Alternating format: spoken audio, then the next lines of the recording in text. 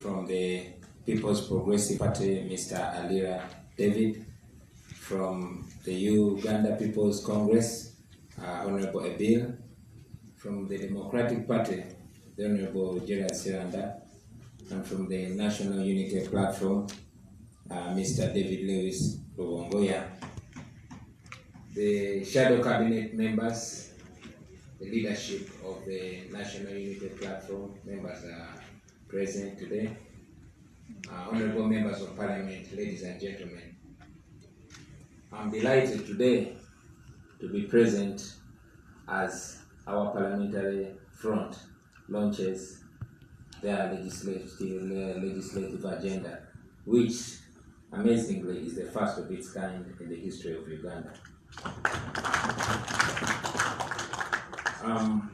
More particularly, I'm delighted that the legislative agenda focuses on areas among many such as the electoral reforms, curbing wasteful spending, service delivery, especially in the areas of education and health, and the participation and performance of our members of parliament. We all know, and it has actually been mentioned, that we've been severally criticized as a group that has no clear agenda, as a group that would sink this country if we ever take power. Many times we've been criticized to be a group that has no alternative policy. Although I've been many times encouraging such critiques to read our manifesto, the manifesto of the National Unity Platform, and indeed the manifestos of other parties, the ANT manifesto, the FDC manifesto, and the DP manifesto. I further want to encourage them to read this legislative agenda, because this legislative agenda largely covers, it's largely a reflection of our manifesto. So I know that such people criticize us that way simply because they try to cover the truth. And I'm very honored to see that every now and then the truth protrudes out and manifests itself. I salute you once again, friends. Honorable members, allow me to once again congratulate you for emerging victorious from an extremely violent election. We will all agree that the election in which you emerged winners was more or less a war front, and if it was a less violent election, we would have much more members in this house. But we are here and we have to work with what is here today. While we are here, ladies and gentlemen, I want to remind you that the common person down there in the common places, in the rural areas, in the ghetto, the common Ugandan is still skeptical about whether this parliament is capable of performing its mandate. You will agree with me that this parliament, like all other institutions of government, have been vulgarized. This parliament in particular has on many occasions, but more particularly on the age limit debate, has cast itself in very bad light with the people. So while you have a duty to, restore confidence of the people in this parliament, I want you to know the reality of where you are, the reality of the way things are. Friends, we are in a military dictatorship. I will say it again for clarity. We are in a military dictatorship. People largely have no faith in this parliament. So you must not sit here and forget the reality. You must not sit here and forget what is in the minds and eyes of the people that you represent here. Of course, it's very important to know Well, you know that already, but it's important to remind you that the parliament and the judiciary are largely used, to cast an image of democratic rule and constitutionalism in this country. They're only used to cover the truth. That is the reality of the matter.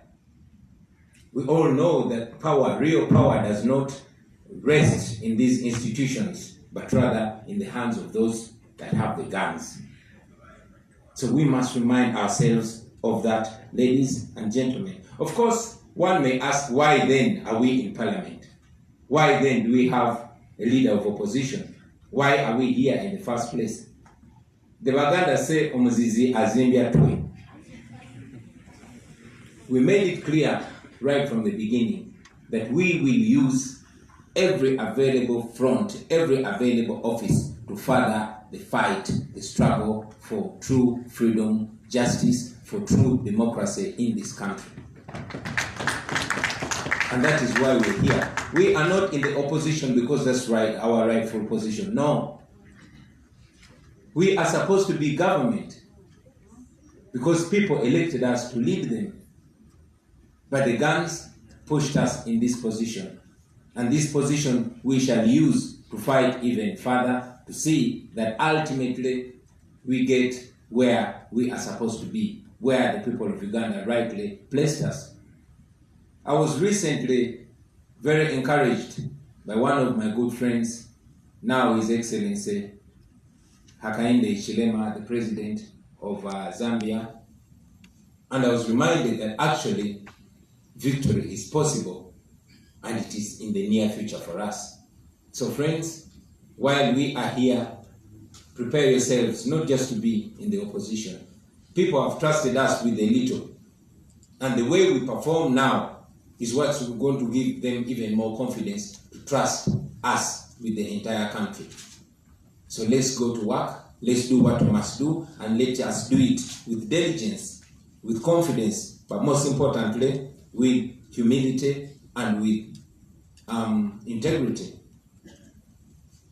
Besides, ladies and gentlemen, we are here because it is not these institutions or organs of government that we say are illegitimate. No, these are legitimate institutions and organs. It is those at the helm of them that are illegitimate.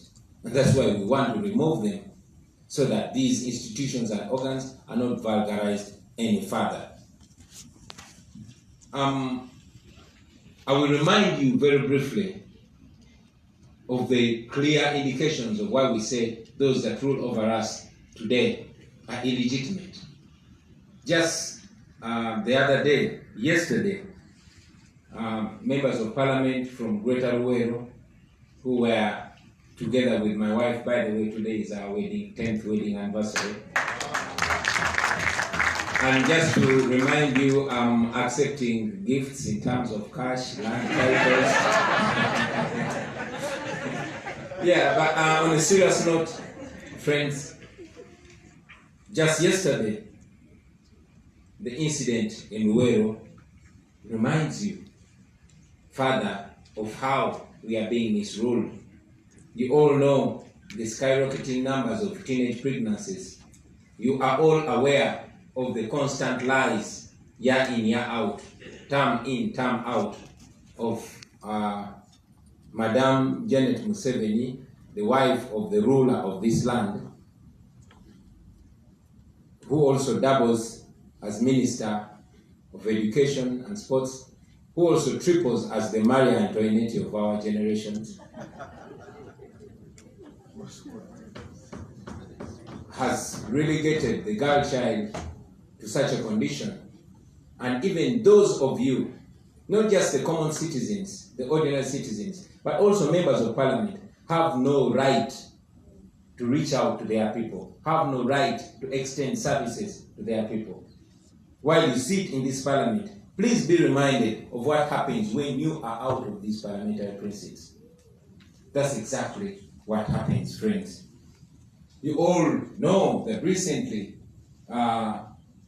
the chairperson of the local government committee unearthed a rot You all watched while the apparent Prime Minister of this country was on TV making a fake call to a fake person, the first purported beneficiary of the COVID relief, was a hoax, was a fraud.